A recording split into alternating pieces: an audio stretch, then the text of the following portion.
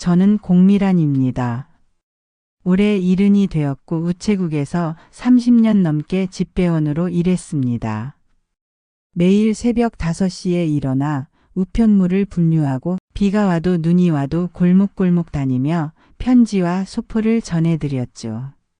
그 덕분에 꼼꼼한 성격이 몸에 배었고 무엇이든 기록해두는 습관이 생겼습니다. 남편을 떠나보낸 지 이제 3년째입니다.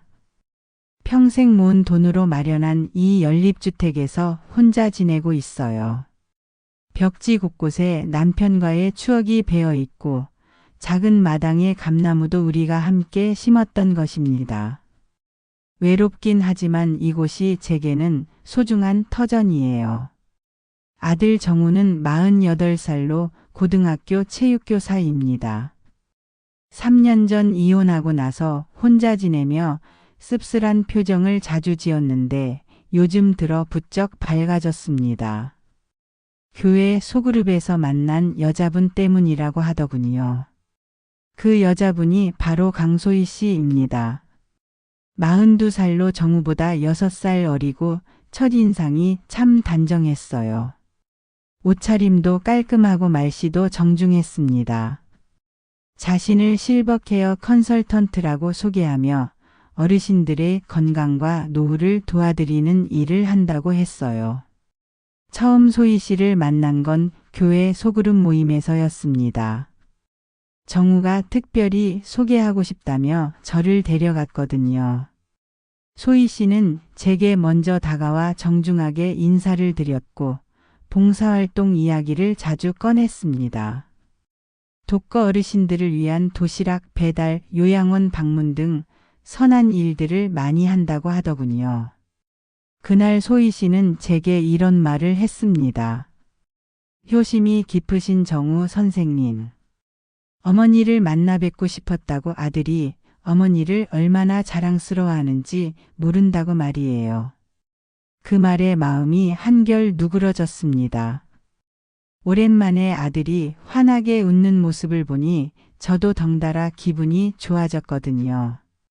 소희 씨는 제 생활에 대해서도 관심을 많이 보였습니다.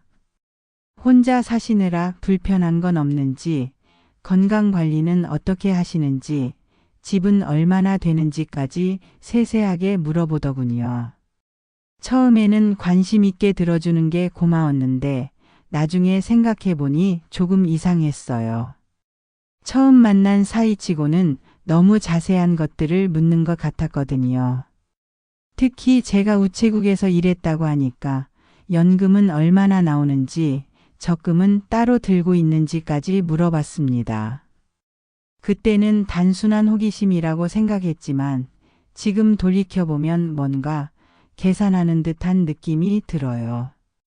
하지만 그때만 해도 저는 의심 없이 소희 씨를 받아들였습니다. 아들이 그토록 좋아하는 사람이니 분명 좋은 분일 거라고 생각했거든요. 더구나 교회에서 만난 사이라니 믿을 만하다는 생각도 들었고요. 그날 모임이 끝나고 집에 돌아와서도 소희 씨 생각이 많이 났습니다. 정우가 그렇게 환해하는 모습을 본 게 정말 오랜만이었거든요. 이혼 후 줄곧 우울해하던 아들이 다시 희망을 갖는 것 같아 마음이 흐뭇했어요. 그런데 잠자리에 들기 전 문득 이상한 느낌이 들었습니다. 소희 씨가 제 집 상황을 너무 자세히 묻지 않았나 하는 생각이 스쳐 지나갔거든요. 하지만 그때는 그냥 아들의 어머니에 대해 관심이 많은 거겠거니 하고 넘어갔습니다. 우체국에서 일하면서 길러진 직감이 있긴 했지만 아들의 행복을 위해서라면 그런 작은 위화감쯤은 무시해도 되지 않을까 생각했어요. 오랜만에 아들이 웃는 얼굴을 보고 싶었거든요. 소희 씨와 정우가 만난 지 한 달쯤 지났을 때 소희 씨 쪽 가족들과 만나는 자리가 있었습니다. 소희 씨의 외삼촌이라는 박도훈 씨와 그의 부인 그리고 몇몇 지인들이 함께였어요. 정우는 제게 가족 같은 분들이라며 소개해 주었고 저도 반갑게 인사를 나눴습니다. 식사 자리에서 박도훈 씨가 요즘 노후 대비에 대한 이야기를 꺼냈습니다. 예전과 달리 의료비도 많이 들고 상조회비도 만만치 않다며 요즘은 이 모든 걸 하나로 묶은 패키지 상품이 나왔다고 하더군요. 상조회와 헬스케어를 함께 관리해주는 서비스라고 했어요.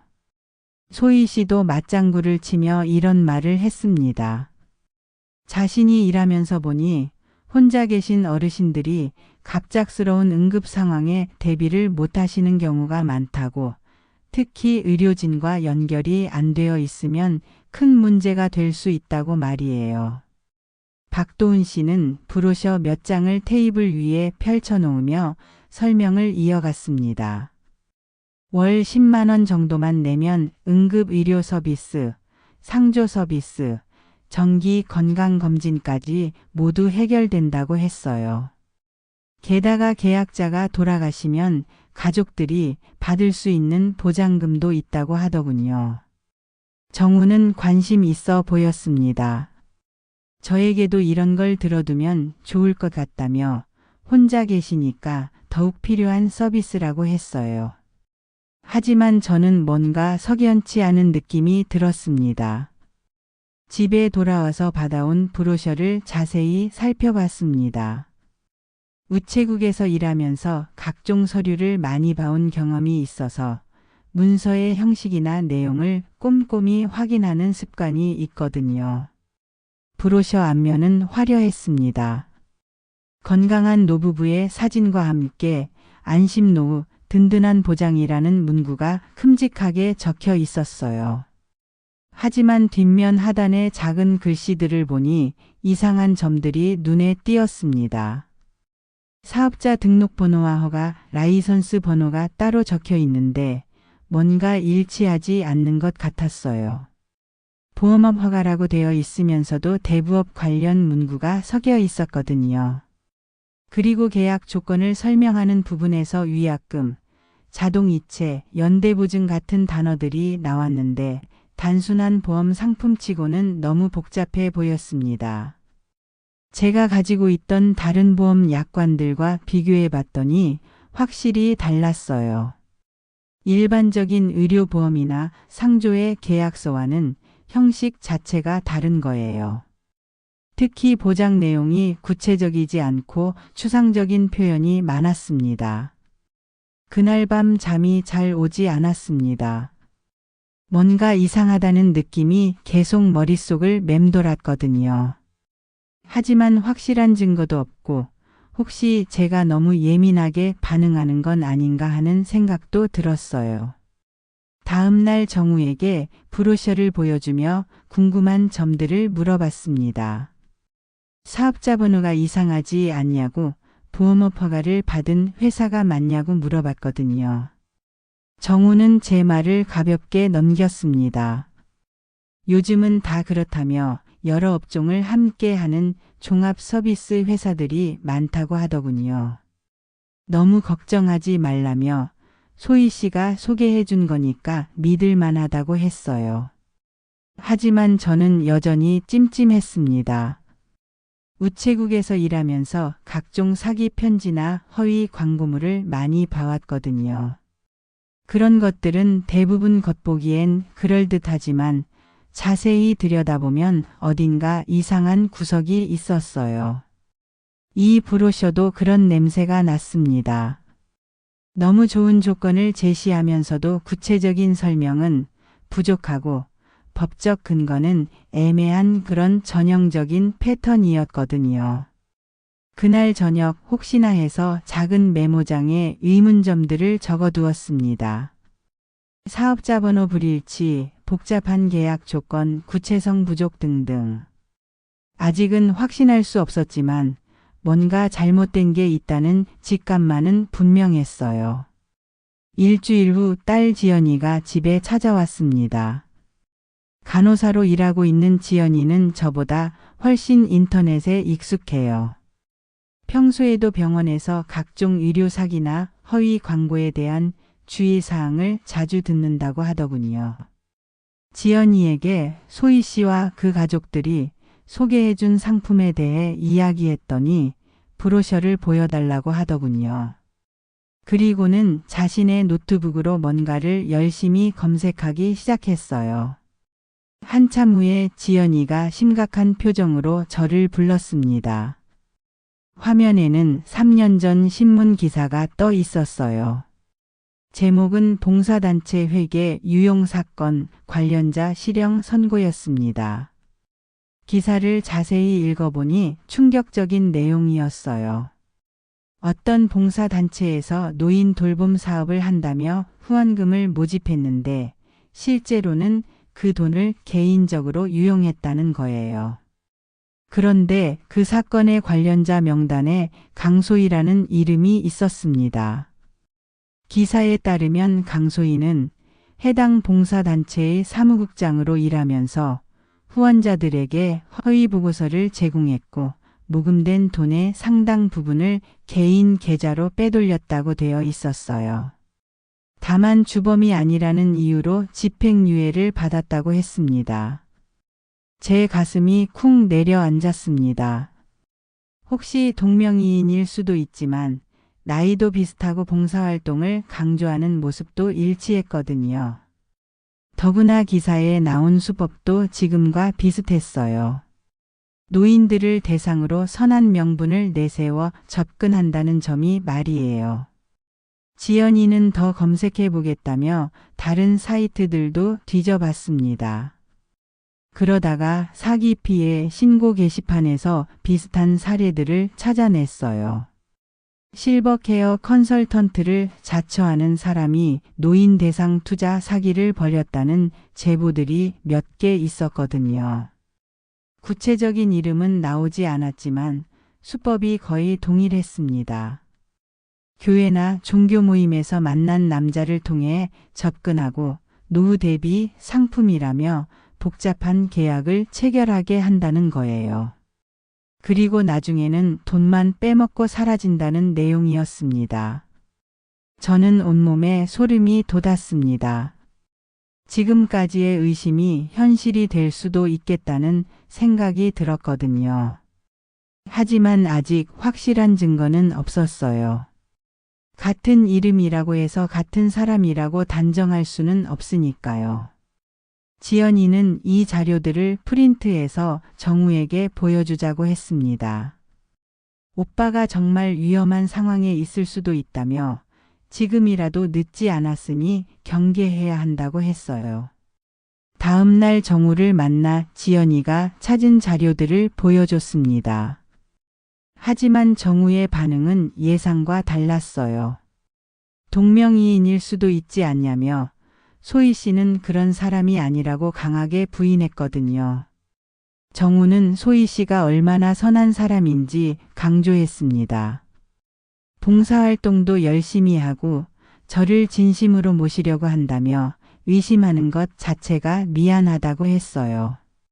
그리고 설령 과거에 실수가 있었다 해도 사람은 변할 수 있다고 말했습니다. 저는 답답했습니다. 아들이 사랑에 빠져서 판단력을 잃은 것 같았거든요. 하지만 너무 강하게 밀어붙이면 오히려 역효과가 날 수 있을 것 같아서 일단 물러섰어요. 그날 밤 저는 혼자 깊은 고민에 빠졌습니다. 정우가 행복해하는 모습을 보니 저도 기뻤지만 만약 정말 사기라면 돈 문제뿐만 아니라 아들의 마음도 큰 상처를 받을 거예요. 우체국에서 일하면서 수많은 편지와 소포를 배달해 봤는데 가끔 사기 편지나 허위 상품 광고물도 있었어요. 그때마다 수신자에게 조심하라고 말씀드렸던 기억이 났습니다. 이번에도 그런 상황일 수 있다는 생각이 들었거든요. 결국 저는 결심했습니다. 좀 더 적극적으로 알아봐야겠다고 말이에요. 아들을 지키고 우리 가족을 보호하는 건 결국 제 몫이라는 생각이 들었습니다. 그 우연이 정말 우연인지 아니면 계획된 일인지 반드시 확인해 보겠다고 마음먹었어요. 다음 날부터 저는 본격적으로 움직이기 시작했습니다. 우체국에서 30년 넘게 일하면서 쌓인 인맥들이 있어서 이런 일에는 나름 자신이 있었거든요. 먼저 예전 동료였던 김순자 씨에게 연락했습니다. 김 씨는 지금도 우체국에서 일하고 있어서 각종 사기 수법에 대한 정보를 많이 알고 있었어요. 그녀에게 소희 씨와 관련된 상황을 설명하니 심각한 표정을 지었습니다. 김 씨가 말하길 최근 들어 종교 모임을 이용한 사기가 많이 늘었다고 하더군요. 특히 중년 남성을 미끼로 사용해서 그 가족들에게 접근하는 수법이 유행한다고 했어요.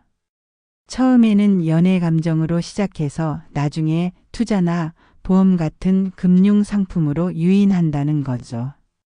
그리고 김 씨는 제게 동네 경로당에 가서 물어보라고 조언했습니다. 어르신들끼리는 이런 정보를 빨리 공유하는 편이라며 혹시 비슷한 피해를 당한 분이 있을 수 있다고 했거든요. 다음 날 오후 저는 동네 경로당으로 향했습니다. 평소에도 가끔 들르던 곳이라 어르신들이 반갑게 맞아주셨어요. 자연스럽게 대화를 나누다가 요즘 노후 대비 상품 광고가 많다는 이야기를 꺼냈습니다.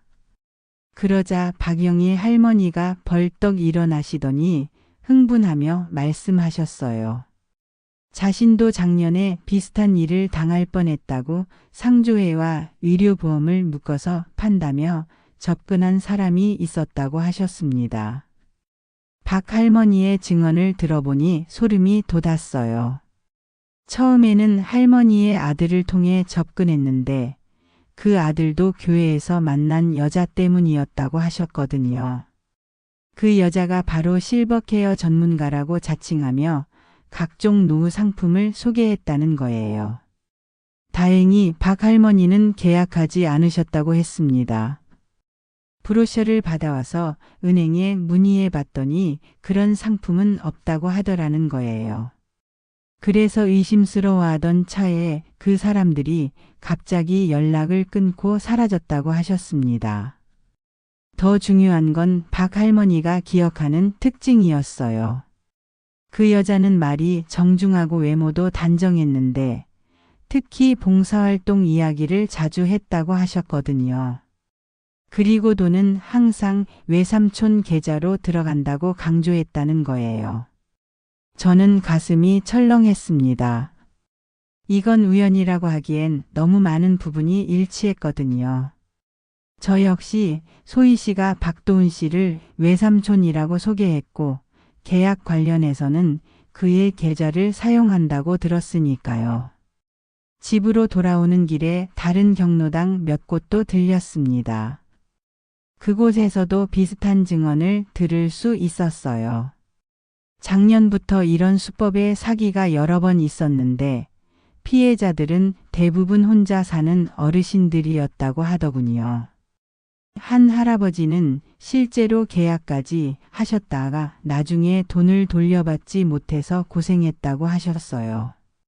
그분이 보여주신 계약서를 보니 제가 받은 브로셔와 거의 동일했습니다. 특히 계좌번호 끝자리가 똑같았어요. 집에 돌아와서 저는 즉시 메모장을 꺼냈습니다. 우체국 시절부터의 습관으로 중요한 정보는 반드시 기록해 두거든요. 오늘 들은 증언들을 하나하나 적어 내려갔어요. 박영희 할머니 증언 마이너스 교회 2년 실버케어 전문가 외삼촌 계좌 사용 다른 피해자들 공통점 마이너스 혼자 사는 노인 종교 모임 이용 복합 상품 판매 계좌번호 일치 마이너스 브로셔와 실제 피해 계약서 끝자리 동일 이 모든 조각들이 맞춰지니까 전체 그림이 보이기 시작했어요. 이건 우연이 아니라 치밀하게 계획된 사기였습니다. 소희 씨와 박도훈 씨는 한 팀이고 정우와 저는 그들의 타겟이 된 거예요. 그날 밤 잠이 오지 않았습니다. 아들이 진심으로 사랑한다고 생각하는 여자가 실제로는 우리를 노린 사기꾼일 수도 있다는 생각에 마음이 아팠거든요. 하지만 동시에 분노도 솟아올랐어요. 우리 가족의 행복을 이용해서 돈을 빼먹으려 한다니 절대 용서할 수 없었습니다. 이제는 확신이 들었어요. 더 확실한 증거를 찾아서 아들에게 보여줘야겠다고 결심했습니다.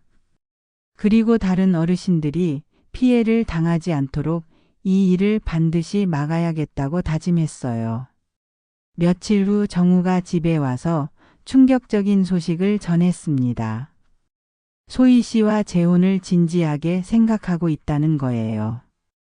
벌써 6개월 정도 사귀었고 서로 마음도 확실해졌으니 내년 봄쯤에는 결혼식을 올리고 싶다고 했습니다. 저는 마음이 복잡했어요. 한편으로는 아들이 새로운 사랑을 찾아서 기뻤지만 다른 한편으로는 제가 수집한 정보들 때문에 걱정이 앞섰거든요. 하지만 아직 확실한 증거도 없는 상황에서 함부로 말할 수는 없었어요. 정우는 소희 씨가 얼마나 좋은 사람인지 계속 강조했습니다. 봉사활동도 열심히 하고 저에 대한 예의도 깍듯하며 무엇보다 자신을 진심으로 사랑해준다고 했어요. 이혼 후 상처받았던 마음을 소희 씨가 치유해주고 있다면서 정말 고맙다고 하더군요. 그런데 며칠 후 소희 씨가 직접 집에 찾아왔습니다. 정우 없이 혼자 왔는데 제게 드릴 말씀이 있다고 하더군요. 차 한 잔 마시며 나눈 대화는 지금 생각해도 섬뜩합니다. 소희 씨는 정중한 말투로 이런 이야기를 꺼냈습니다. 어머님께서 혼자 이렇게 큰 집에서 지내시는 게 걱정된다고, 나이가 드시면 관리하기도 힘들고 위험할 수도 있다고 하더군요. 그러면서 요즘은 시설 좋은 작은 아파트로 이사하시는 어르신들이 많다며 자신이 아는 부동산에서 괜찮은 곳을 소개해 드릴 수 있다고 했어요. 그리고 남는 돈은 안전한 곳에 투자하시면 연금 외에도 추가 수입이 생길 거라고 말했습니다.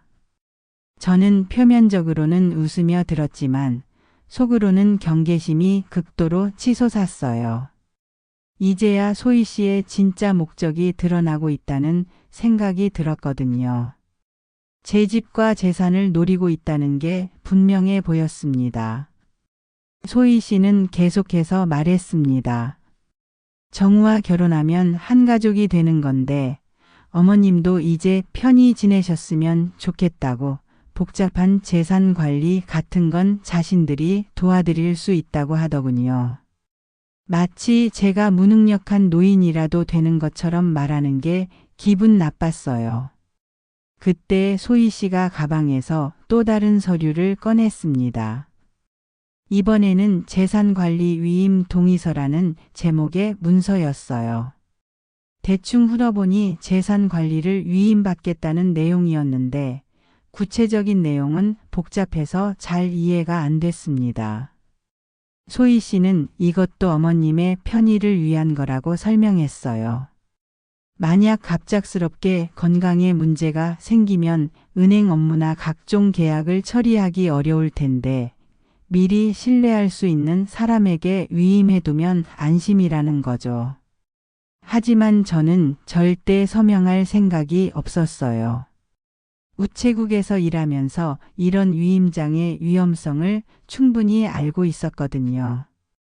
한 번 서명하면 제 재산을 마음대로 처분할 수 있는 권한을 주는 거나 마찬가지였으니까요. 저는 시간을 벌기 위해 천천히 생각해 보겠다고 말했습니다. 중요한 일이니까 가족들과도 상의해 봐야 한다고 하니 소희 씨는 아쉬워하면서도 이해한다고 했어요. 하지만 그때 소희 씨의 표정에서 순간적으로 짜증스러운 기색이 스쳐 지나갔어요. 소희 씨가 돌아간 후 저는 곧바로 지연이에게 전화했습니다. 오늘 있었던 일을 자세히 설명하고 소희 씨가 가져온 서류 사진도 찍어서 보냈어요. 지연이는 즉시 화를 냈습니다. 이건 명백한 재산 갈취 시도라며 절대 서명하면 안 된다고 강하게 말했어요. 그런데 문제는 정우였습니다. 지연이가 오빠에게 이 상황을 설명했지만 정우는 오히려 화를 냈다고 하더군요. 소희 씨가 진심으로 걱정해서 하는 말인데 왜 의심하냐며 가족이 되면 서로 도와야 하는 거 아니냐고 반박했다는 거예요. 저는 정말 답답했습니다. 아들이 완전히 소희 씨의 말에 휘둘리고 있는 것 같았거든요. 사랑에 눈이 멀어서 상대방의 진짜 의도를 전혀 보지 못하고 있었어요. 그날 밤 저는 지금까지 모은 모든 자료들을 다시 정리해 봤습니다. 3년 전 봉사단체 사건 기사, 경로당에서 들은 증언들, 계좌번호 일치, 그리고 오늘의 재산관리 위임 요구까지. 이 모든 게 우연일 수는 없었어요. 하지만 아직 결정적인 증거가 부족했습니다. 정우를 설득하려면 더 확실한 자료가 필요했어요. 그리고 다른 가족들도 피해를 입지 않도록 반드시 막아야 했습니다. 저는 결심했습니다. 더 적극적으로 나서서 소희 씨의 정체를 밝혀내겠다고. 우체국에서 30년 동안 길러온 끈기와 꼼꼼함으로 이 문제를 해결해 보겠다고 다짐했어요. 아들의 행복도 중요하지만 거짓된 사랑으로 우리 가족을 파괴하려는 건 절대 용납할 수 없었거든요. 일주일 후 박도훈 씨가 직접 집에 찾아왔습니다. 정우와 소희 씨도 함께였는데 마침내 계약을 진행하자고 하더군요. 더 이상 미룰 이유가 없다며 오늘 서류만 정리하면 모든 게 간단해진다고 했어요. 박도훈 씨는 검은색 서류 가방에서 여러 장의 문서를 꺼냈습니다. 그 중에서도 사전동 이서라는 제목의 문서를 가장 먼저 내밀었어요. A4 용지 3장 정도 되는 문서였는데 글자가 빼곡하게 적혀 있어서 한눈에 내용을 파악하기 어려웠습니다. 박도훈 씨는 능숙한 말솜씨로 설명을 시작했습니다.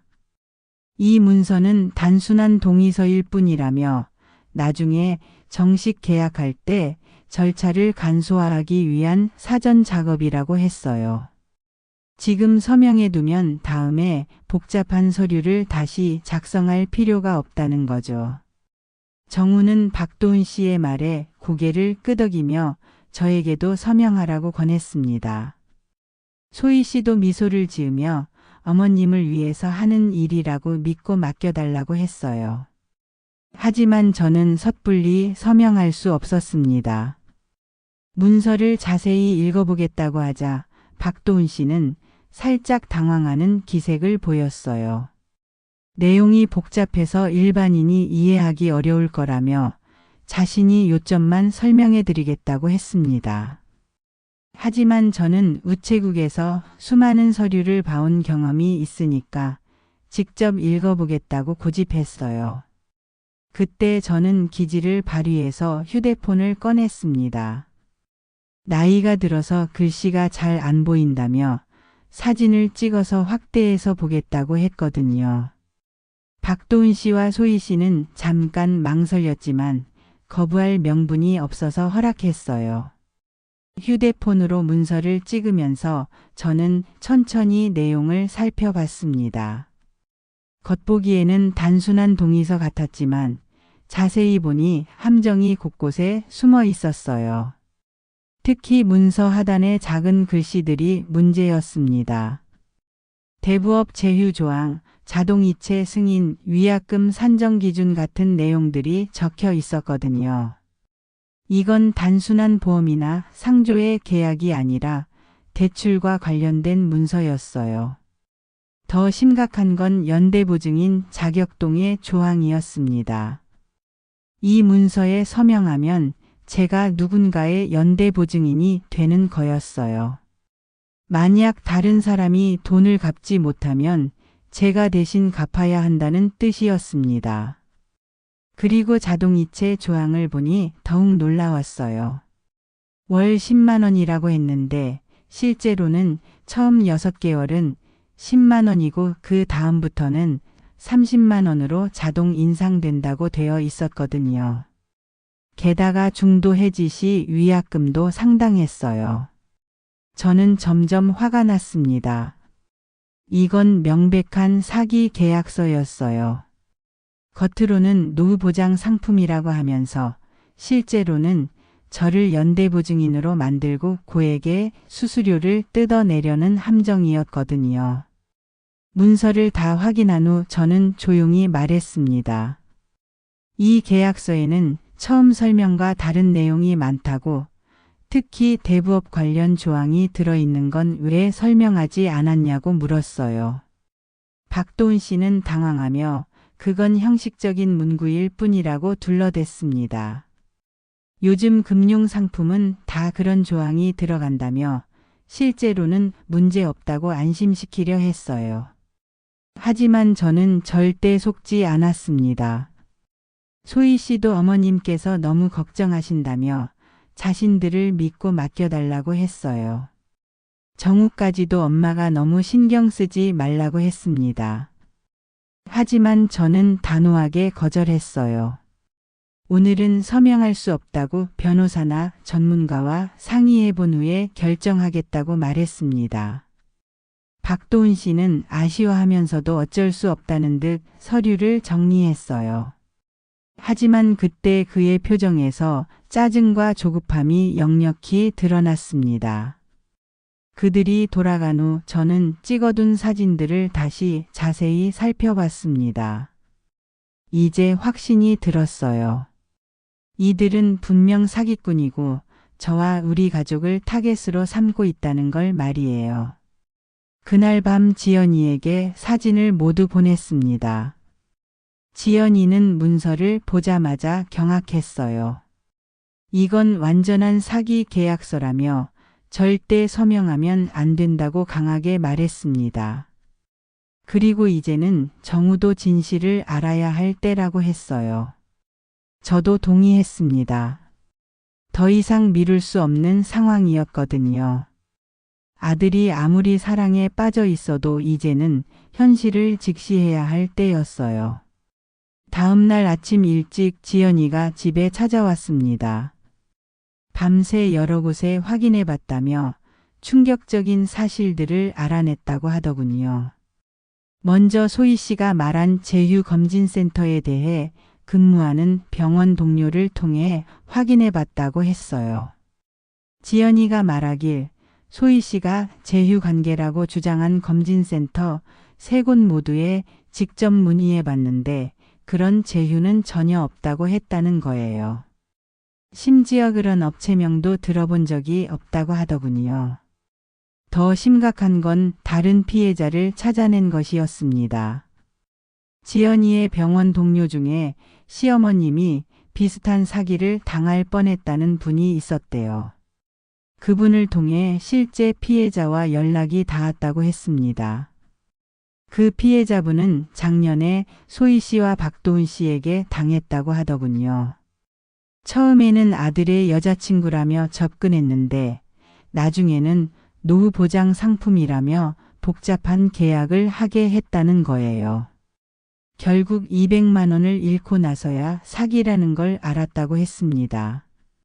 더욱 놀라운 건 그분이 보관하고 있던 기부금 영수증이었어요. 소희 씨가 봉사활동 증빙이라며 준 영수증인데 위조된 것이었다고 했습니다. 지연이가 그 영수증 사진을 보여줬는데 문구와 형식이 제가 받은 브로셔와 똑같았어요. 영수증에는 사랑 나눔 봉사회라는 단체명이 적혀 있었는데 지연이가 확인해 보니 그런 단체는 존재하지 않았다고 했어요. 완전히 허위로 만든 서류였던 거죠. 저는 온몸에 소름이 돋았습니다. 이제야 모든 퍼즐 조각이 맞춰졌어요. 소희 씨의 봉사활동도 거짓이고 검진센터 제휴도 거짓이며 심지어 기부금 영수증까지 위조한 완전한 사기 집단이었던 거예요. 지연이는 또 다른 증거도 찾아냈다고 했습니다. 박도훈 씨가 사용하는 계좌를 추적해 봤더니 여러 명의 피해자들이 같은 계좌로 돈을 송금한 기록이 있었다는 거예요. 그리고 그 계좌는 대부업체와 연결되어 있었다고 했습니다. 이제 의심의 여지가 없었습니다. 소희 씨와 박도훈 씨는 조직적으로 노인들을 타겟으로 하는 사기 집단이었고 우리 가족도 그들의 먹잇감이 된 것이었어요. 저는 지연이와 함께 수집한 모든 증거를 정리했습니다. 3년 전 신문기사, 경로당 증언들, 피해자 진술, 위조 영수증, 허위 제휴 확인서 등 이제 충분한 증거가 모였어요. 그날 오후 정우를 집으로 불렀습니다.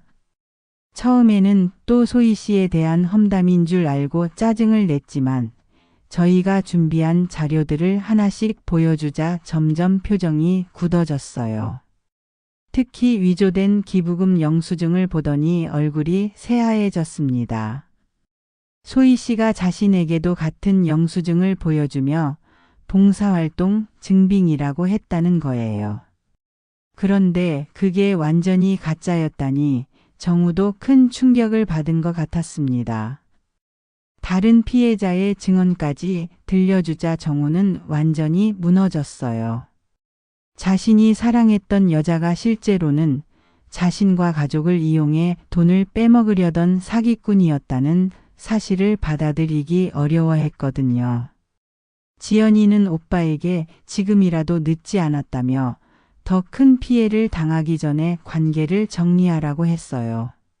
그리고 다른 사람들도 피해를 입지 않도록 신고를 해야 한다고 말했습니다.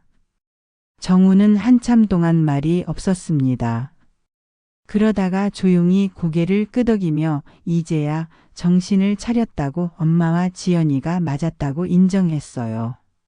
자신이 너무 순진했다며 가족들에게 미안하다고 사과했습니다. 저는 아들을 꼭 안아주며 괜찮다고 위로했어요. 사랑에 빠지면 누구나 그럴 수 있다고 중요한 건 지금 깨달았다는 거라고 말했습니다. 그날 저녁 우리 가족은 앞으로 어떻게 해야 할지 논의했습니다. 일단 소희 씨와 박도훈 씨와의 모든 연락을 차단하고 필요하다면 법적 조치도 불사하기로 했어요. 그리고 다른 어르신들이 피해를 입지 않도록 경각심을 알리는 일도 해야 한다고 의견을 모았습니다. 이제 확실한 증거를 손에 넣었으니 직접 대면할 때가 왔습니다. 저는 먼저 교회 목회자님께 상황을 설명드렸어요.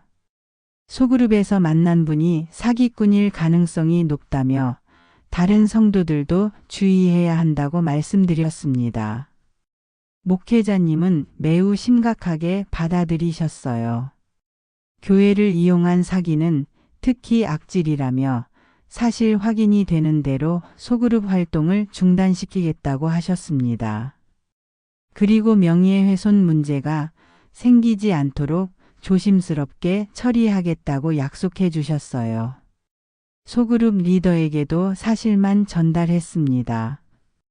구체적인 혐의를 제기하기보다는 의심스러운 점들이 있으니 주의 깊게 살펴봐 달라고 요청했어요.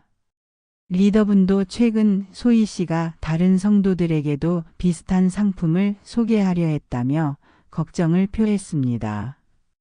며칠 후 드디어 결정적인 순간이 왔습니다. 소희 씨가 정우에게 다시 만나자고 연락을 해왔거든요. 계약건을 마무리하고 싶다고 하면서 박도훈 씨도 함께 나오겠다고 했어요.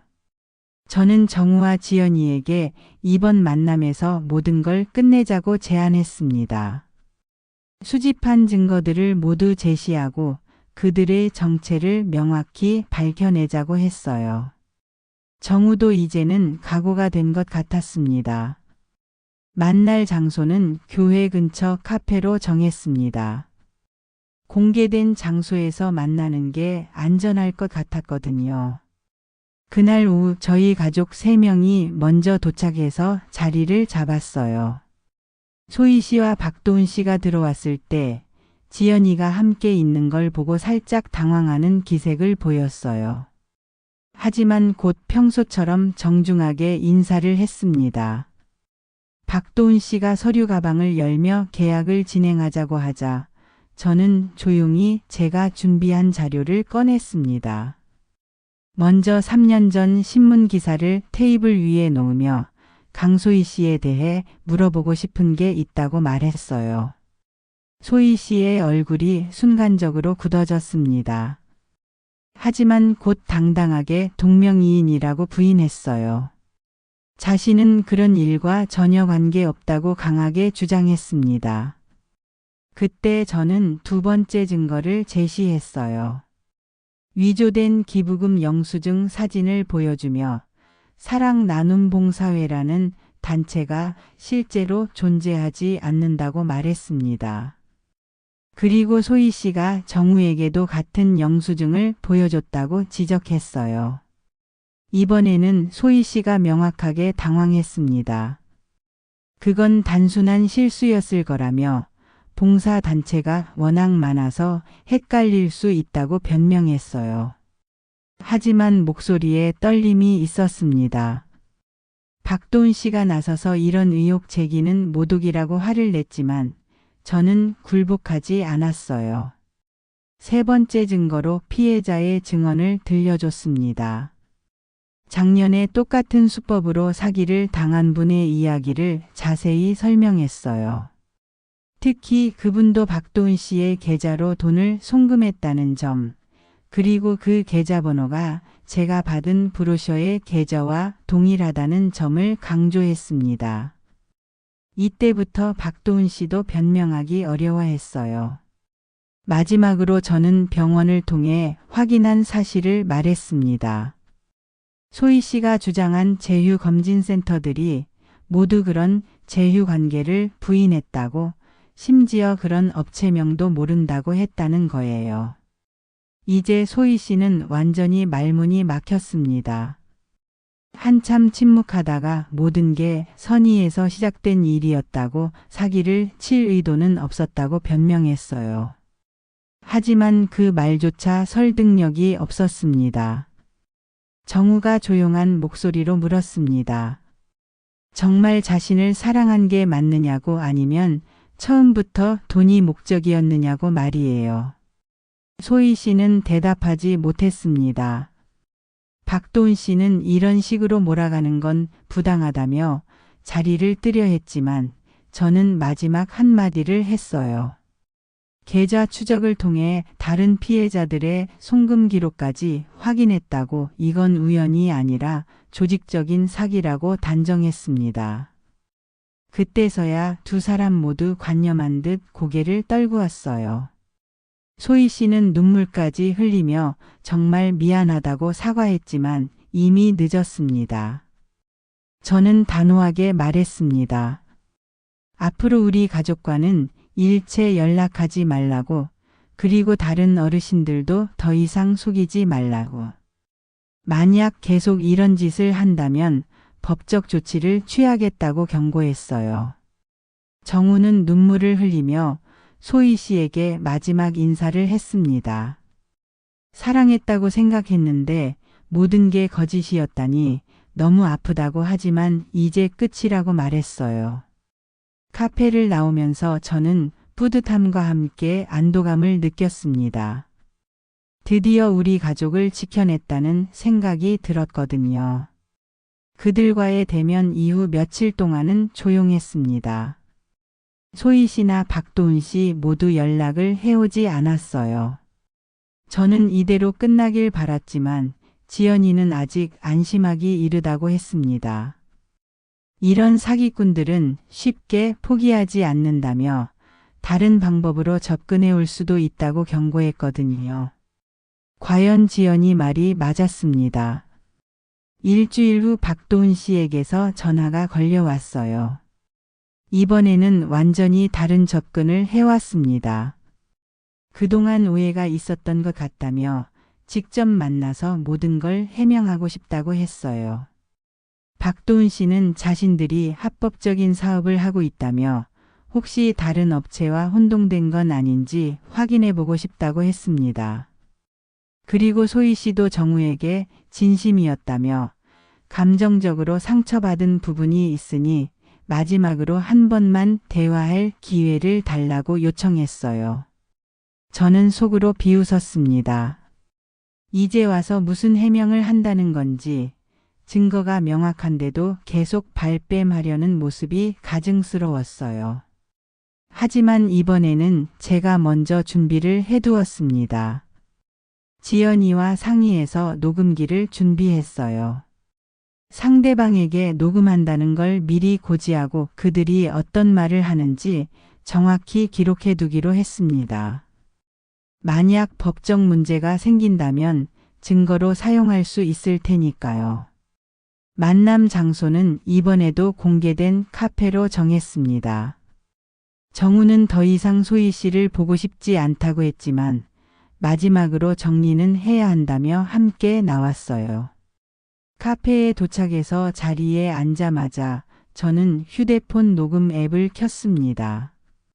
그리고 상대방에게 명확히 말했어요. 오해를 방지하고 정확한 대화를 위해 녹음을 하겠다고 혹시 문제가 있으면 말해달라고 했습니다.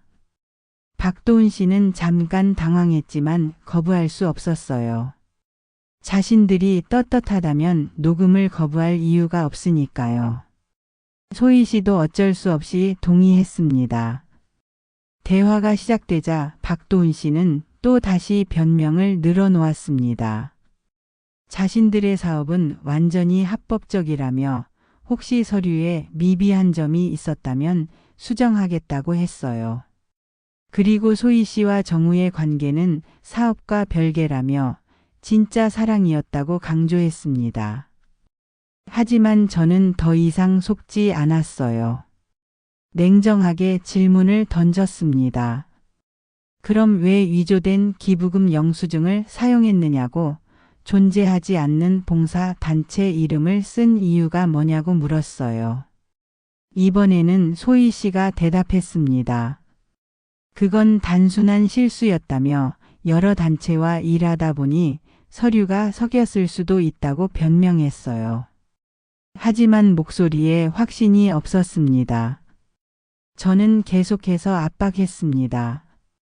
그럼 제휴검진센터는 어떻게 설명할 거냐고 세 곳 모두 그런 제휴가 없다고 했는데 이것도 실수냐고 물었어요.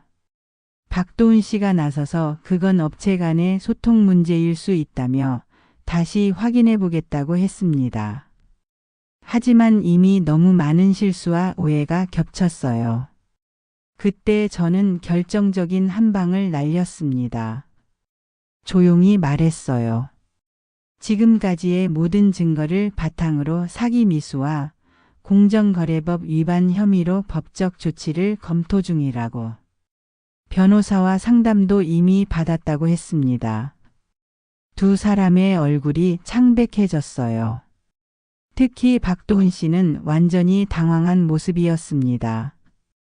그제서야 저희가 장난으로 하는 말이 아니라는 걸 깨달은 것 같았어요. 저는 마지막 통첩을 했습니다. 지금까지 실제 피해를 입은 건 없으니 모든 관련 서류를 철회하고 다시는 우리 가족에게 접근하지 않는다는 각서를 쓴다면 법적 조치는 보류하겠다고 했어요. 소희 씨가 눈물을 흘리며 정말 미안하다고 사과했습니다.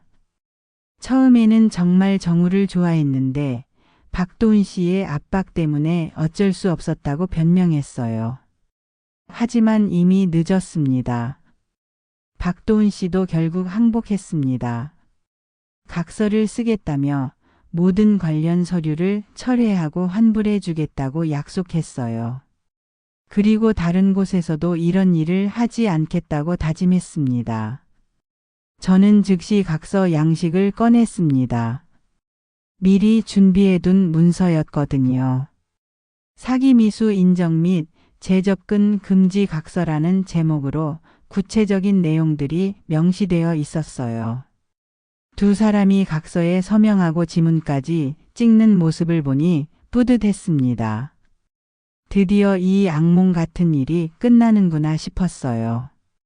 정우는 소희 씨에게 마지막으로 말했습니다. 정말 사랑했다고 생각했는데 모든 게 거짓이어서 너무 아프다고 하지만 이제는 정말 끝이라고 단호하게 선언했어요. 카페를 나오면서 정우가 눈물을 흘렸습니다. 저는 아들의 어깨를 토닥이며 위로했어요. 사랑은 돌봄이지 수단이 아니라고, 진짜 사랑은 상대방을 이용하지 않는다고 말해줬습니다. 집에 돌아와서 가족들과 함께 차를 마시며 그동안의 일들을 정리했어요. 힘든 과정이었지만 결국 우리 가족을 지켜냈다는 생각에 마음이 든든했습니다. 각서를 받은 지 일주일 후 박도훈 씨에게서 연락이 왔습니다. 약속한 대로 관련 서류를 모두 철회했고 혹시 발생했을 수도 있는 수수료도 환불해 주겠다고 했어요. 실제로 며칠 후 제 계좌로 10만 원이 입금되었습니다. 교회에서도 조치를 취했습니다.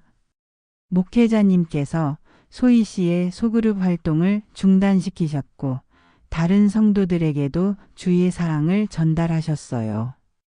다행히 소희 씨에게 속아서 피해를 입은 성도는 없었다고 하셨습니다. 정우는 한동안 우울해했습니다. 자신이 사랑했다고 생각한 사람이 실제로는 가족을 이용해 돈을 빼먹으려던 사기꾼이었다는 사실을 받아들이기 어려워했거든요. 하지만 시간이 지나면서 차츰 회복되었어요. 오히려 이번 일을 계기로 우리 가족이 더 가까워졌습니다. 정우는 제가 끝까지 의심을 품고 조사한 덕분에 큰 피해를 막을 수 있었다며 고마워했어요. 그리고 앞으로는 중요한 결정을 할 때 반드시 가족과 상의하겠다고 약속했습니다. 지연이도 이번 일을 통해 많은 걸 배웠다고 했어요. 사기꾼들이 얼마나 교묘하게 접근하는지, 그리고 가족끼리 소통하는 게 얼마나 중요한지 깨달았다고 하더군요. 한 달 후 우리 가족은 새로운 결정을 했습니다. 정우가 제 근처로 이사를 오기로 한 거예요. 너무 가까운 건 부담스럽다며 걸어서 10분 거리에 원룸을 얻었습니다. 이제 자주 볼 수 있게 되어서 저도 기뻤어요. 그런데 이번 일이 끝나고 나서 예상치 못한 일이 생겼습니다. 동네 경로당에서 제게 부탁을 해온 거예요. 시니어 대상 사기 예방 강연을 해달라고 하더군요. 처음에는 제가 무슨 강연을 하냐며 사양했지만 경로당 회장님이 간곡히 부탁하셨어요. 실제 경험을 바탕으로 한 이야기가 가장 설득력 있다고, 다른 어르신들에게도 도움이 될 거라고 하시더군요. 첫 강연은 떨렸지만 생각보다 반응이 좋았습니다. 어르신들이 제 이야기에 진지하게 귀를 기울이셨고 질문도 많이 해주셨어요. 특히 서류를 꼼꼼히 확인하는 방법이나 의심스러울 때 어떻게 대처해야 하는지에 대한 관심이 높았습니다. 그 후로 다른 경로당이나 노인복지관에서도 강연 요청이 들어왔어요. 한 달에 2~3번 정도 나가서 제 경험을 나누고 있습니다. 사기 예방뿐만 아니라 가족 간의 소통 중요성에 대해서도 이야기하고 있어요. 강연을 다니면서 비슷한 피해를 당할 뻔한 분들을 많이 만났습니다. 대부분 혼자 지내시는 어르신들이었는데 외로움 때문에 쉽게 넘어갈 뻔했다고 하시더군요. 그런 분들께 조금이나마 도움이 된다면 보람 있는 일이라고 생각해요. 정우도 새로운 시작을 했습니다. 이번 일을 계기로 사람을 보는 눈을 키우겠다며 성급하게 관계를 발전시키지 않기로 했어요. 그리고 학교에서도 학생들에게 사기 예방 교육을 하고 있다고 하더군요. 지연이는 병원에서 동료들과 시니어 사기 예방 프로젝트를 시작했습니다. 병원을 찾는 어르신들께 관련 정보를 제공하고 의심스러운 일이 있으면 언제든 상담해 달라고 안내하고 있어요. 오늘 오후 저는 창가에 앉아서 손편지를 쓰고 있습니다. 강연에서 만난 한 할머니께서 감사 인사를 전하고 싶다며 주소를 물어보셨거든요. 그분께 답장을 쓰는 중이에요. 편지를 쓰면서 문득 이런 생각이 듭니다. 나이가 들수록 의지할 곳이 줄어들지만 그래도 내 인생을 지키는 건 결국 나 자신이라는 걸 이번에 확실히 알았어요. 남편을 떠나보내고 혼자가 되었을 때는 막막했지만 이제는 혼자서도 충분히 강할 수 있다는 자신감이 생겼습니다. 우체국에서 30년 넘게 일하면서 기른 꼼꼼함과 끈기, 그리고 사람을 보는 눈이 이번에 우리 가족을 구했어요. 나이가 들었다고 해서 무력한 존재가 아니라는 걸, 여전히 가족을 지킬 수 있는 힘이 있다는 걸 증명할 수 있어서 뿌듯합니다. 창 밖으로 감나무가 보입니다. 남편과 함께 심었던 그 나무에 올해도 탐스러운 감이 열렸어요. 내년 봄에는 정우가 여자친구를 소개한다고 하는데 이번에는 제대로 된 인연이길 바랍니다. 물론 저도 더 신중하게 살펴볼 거예요. 편지를 다 쓰고 봉투에 넣으면서 마음이 평온합니다. 힘든 시간이었지만 결국 좋은 결과를 얻었고 무엇보다 가족과 더 가깝게 지낼 수 있게 되었어요. 그리고 제 경험이 다른 분들에게도 도움이 되고 있다니 이보다 더 보람 있는 일이 어디 있을까요? 내 인생을 지키는 건 결국 나 자신이라는 걸 이제야 정말로 알게 되었습니다.